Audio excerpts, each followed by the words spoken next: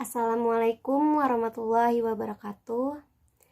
Perkenalkan, nama saya Hairunisa. Saya dari Prodi Fisika Fakultas Sains dan Teknologi dengan NIM 120703008.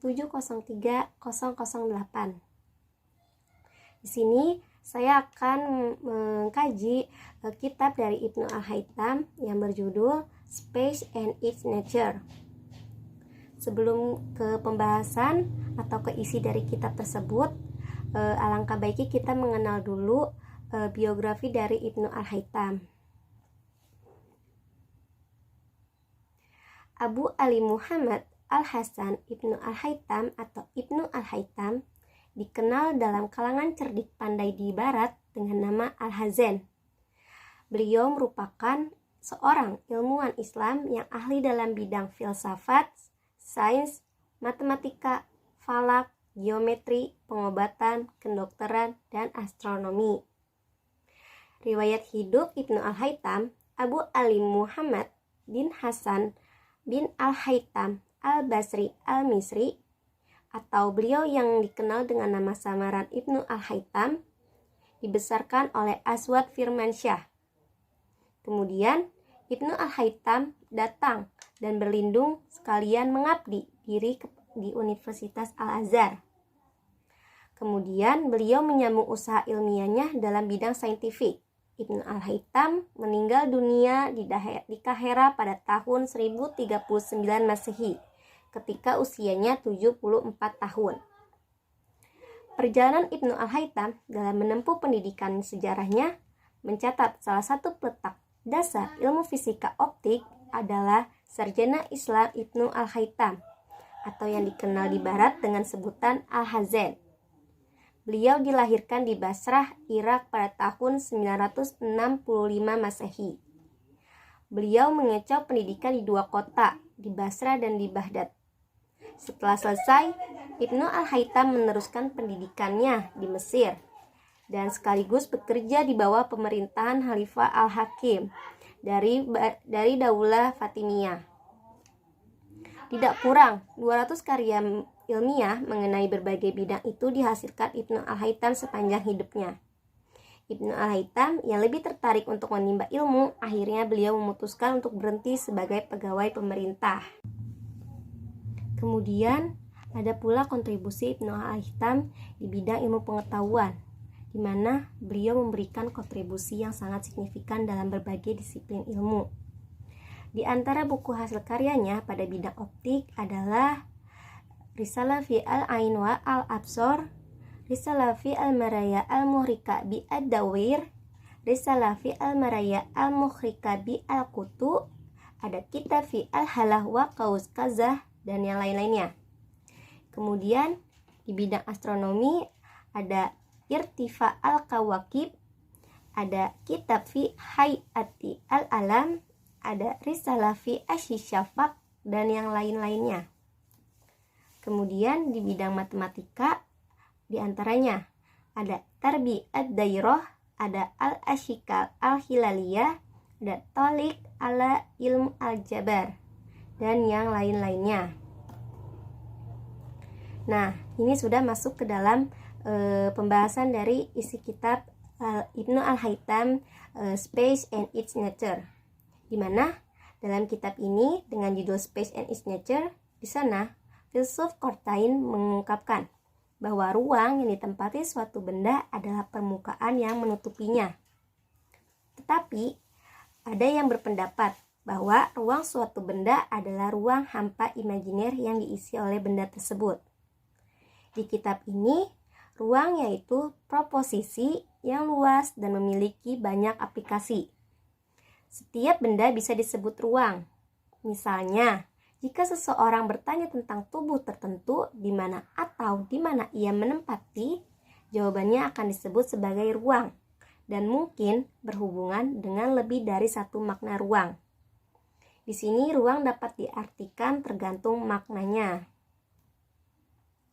Oleh karena itu, yang dimaksud Ibnu Al-Haytham tentang dua aspek ruang jasmani adalah yang pertama, permukaan yang menutupi tubuh.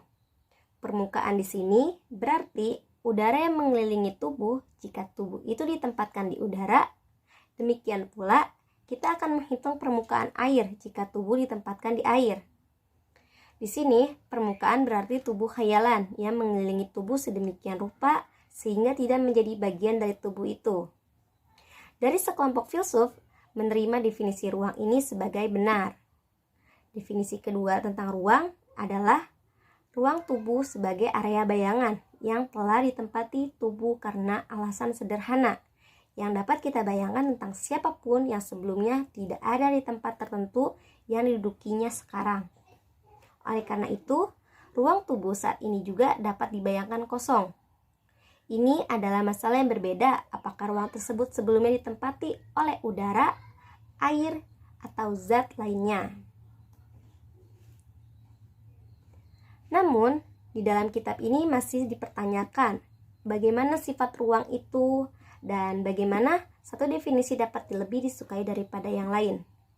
Untuk itu, Ibnu Al-Haytham dalam kitabnya menjawab, dari kasus ini, beliau akan mengamati dari segi definisi yang paling banyak menimbulkan keraguan dan keberatan.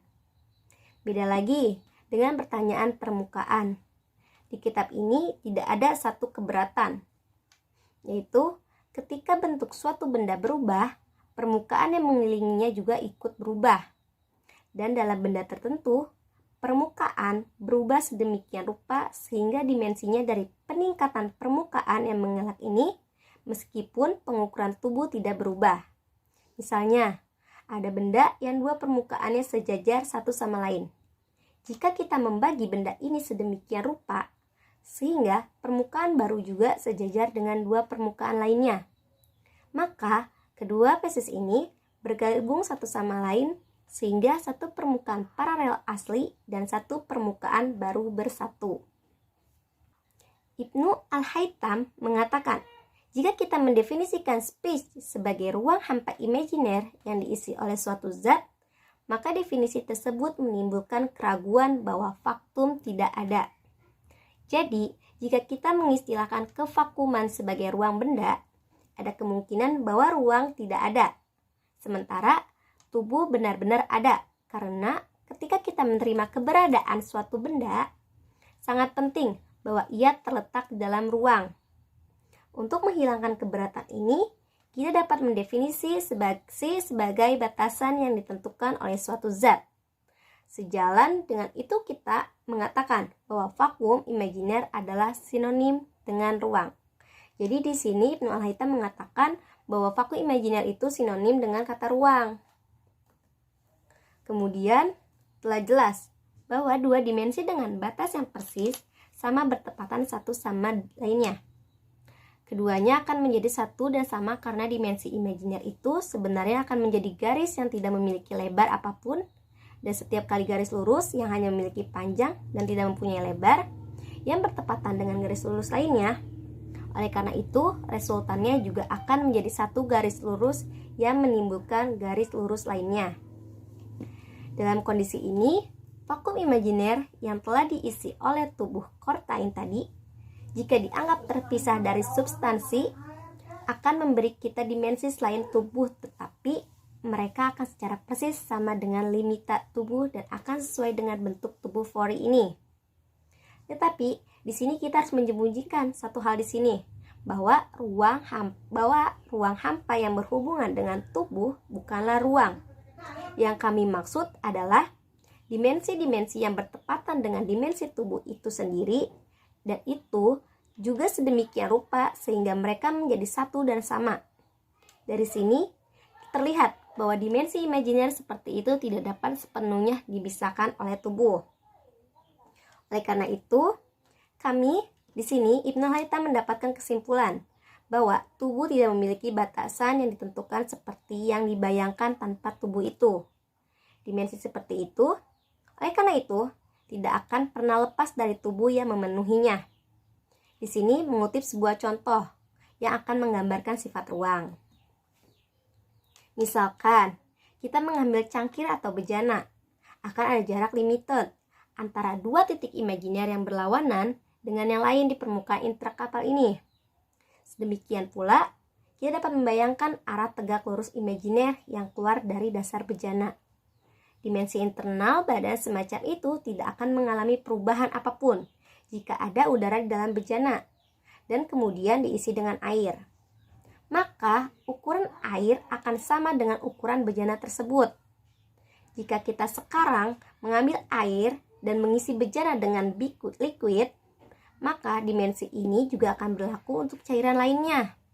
Jika kita dapat mengatakan bahwa dimensi antara dua titik berlawanan pada permukaan interkapal dapat menjadi dimensi benda apapun yang menonjol dalam suara. Bejana dapat diisi dengan cairan apapun yang batangnya akan memiliki sifat yang berbeda dari cairan lainnya. Dimensi internal kapal dapat dibayangkan dan mereka tetap sama dalam semua kondisi yang memungkinkan tidak adanya perubahan apapun. Jadi, jika kita menuangkan cairan apapun ke dalam bejana, ia akan memiliki dimensinya sendiri. Sesuai dengan kuantitasnya dan dimensi ini tidak akan berubah, kecuali mengubah jumlahnya. Meskipun dimensi ini dapat mengalami perubahan bentuk, jelas bahwa setiap tubuh akan memiliki dimensi yang berbeda di individualnya. Jika kita menuangkan cairan yang berbeda ke dalam bejana, dimensi juga akan berubah.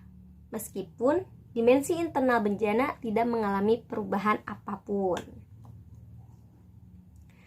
Dan di dalam kitab ini, prinsip yang sama berlaku untuk semua zat yang rentan terhadap pengaruh eksternal.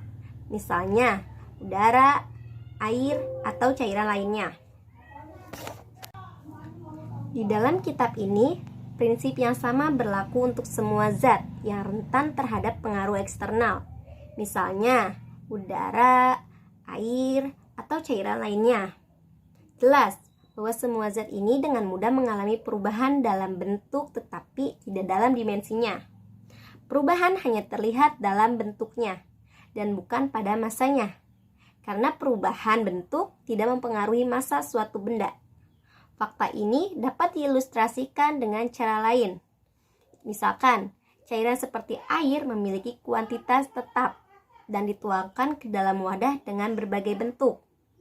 Jika kita menuangkan air setiap bejana ke dalam gelas, sehingga gelas tersebut terisi, setiap waktu air yang ada di dalam gelas akan memiliki bentuk yang sama, walaupun bentuk akhirnya berbeda sebelum dituangkan ke dalam gelas.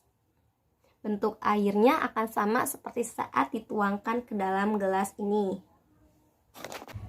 Dan kesimpulan dari kitab Ibnu Al-Haytham yang berjudul Space and its Nature, yaitu bahwa hayalan dimensi yang ada di antara setiap dua titik berlawanan dari benda yang berputar sebenarnya dibentuk oleh ruang imajiner yang telah ditempati oleh benda sebelumnya.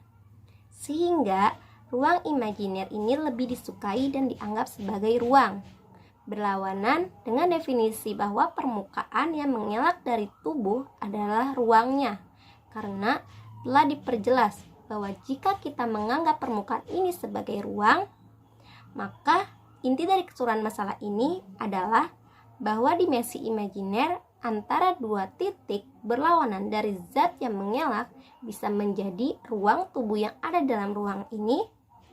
Dimensi ini bertepatan dan menutupi tubuh sedemikian rupa sehingga tidak ada perbedaan yang tersisa antara kedua permukaan itu.